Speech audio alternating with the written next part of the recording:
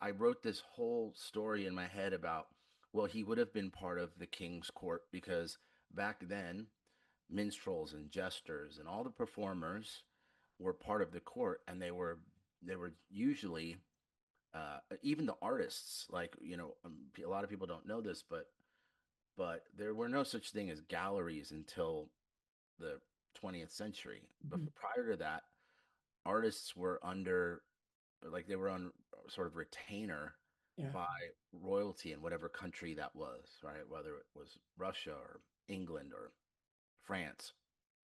And they painted the family. They painted things that they were sort of commissioned to pay. Mhm. I mean, to paint. Mhm. And the same was with musicians. If you were a really talented musician, then you were just part of the king's court, and that was an honor. But you were also technically in under the employment of royalty. So I thought, okay, well, this guy would have been, if he was that good, they would have, word would have spread, and he would have been within the court. And of course, he would have then had proximity sort of to the princess, Mhm.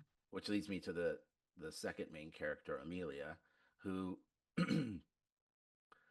Amelia is a really interesting character because she's kind of a rebel and wants doesn't want to be controlled, but of course she is because there's just political aspects to Mhm. her being royalty, right? She's destined to be married off to a neighboring lord, and it's all for political capital and extending the royal line. But when I started doing my research, which was really interesting, I could not find any princesses in that time period that lined up with this this moment in time when the first songwriter ever, Oh. minstrel ever was, noted. So I thought, okay, well, this is really bumming me out because I, I want to make it as true to history as I Right. can. So I went to England and I rented a cottage right near Windsor Castle, and I remember it was winter, so it was really cold. And every morning I would bundle up, I'd go downstairs, I'd get a coffee, and I would walk around. Sometimes I would go into the castle, which, you had to, you pay to get in, and I would pay and I would walk around. I took tons of photographs.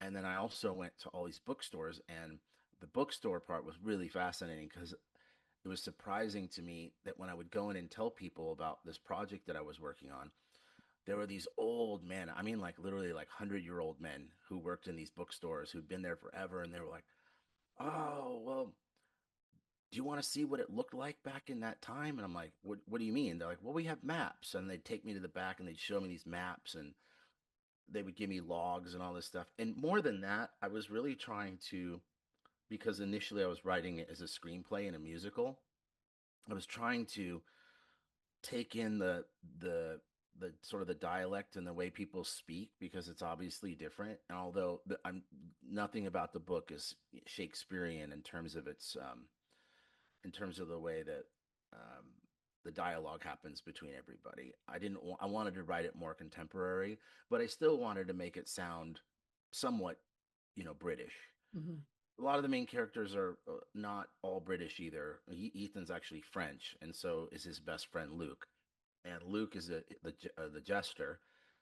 When I was researching princesses, I thought, well, how am I going to do this? And then I got to Windsor, started doing more and more research, and I thought, okay, well, there were no princesses in this time period, right? So then I was then I thought, but all these characters and the war going on, I thought, well, I want to write it in this because perhaps, and I don't know, and I couldn't even find this in my research, perhaps the war that was going on that had lasted 100 years is what inspired this craft to come about. Like perhaps that's what was part of it. So I really wanted to write it about that time period, but it wouldn't. There was no way to make it historically accurate. It would have been historical fiction anyway, Right. because I'm making up a character that I assume that we have no record of.